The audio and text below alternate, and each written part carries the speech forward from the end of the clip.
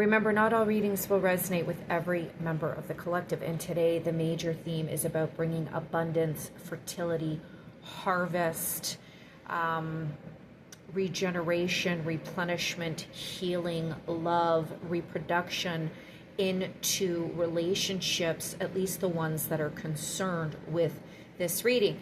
Now, we have 3. Normally I don't read the cards this way, but there are about 3 different people involved in this reading, a divine female and 2 divine males.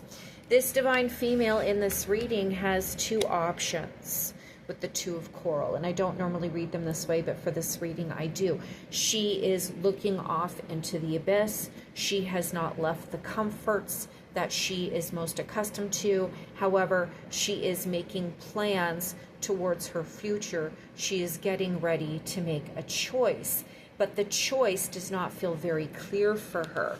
There is a particular interest. There are 2 love interests involved in her life, and she attempts to utilize her friendship network in order to influence a King of Pentacles, somebody who is very lavish, luxurious, he's handsome, he's physically fit, and ignore this depiction of the King of Pentacles, otherwise known as the King of Treasure, because he does look like he's been sitting around a little bit.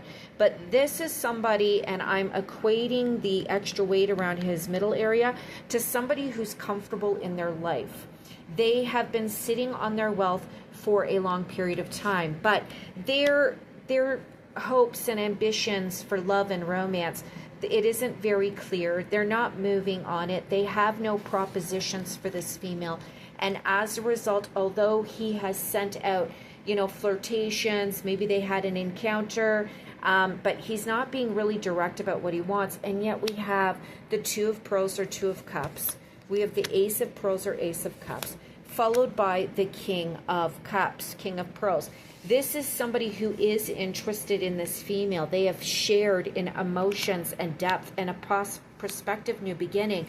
But there was an end, and there is a current dark period. There's an unknowing about each other's personal feelings for one another. At least from his point of view, he came in really emotional, and then something happened.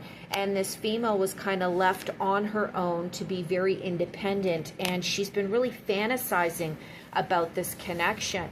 There was an end. There was a disagreement, but the future shows that they will maneuver around their disagreements in order to make something work. They just have to overcome up the fantasies involved in this connection. She has to embrace what she has to offer and get over this loneliness, this isolation, this isolating period that they're involved in.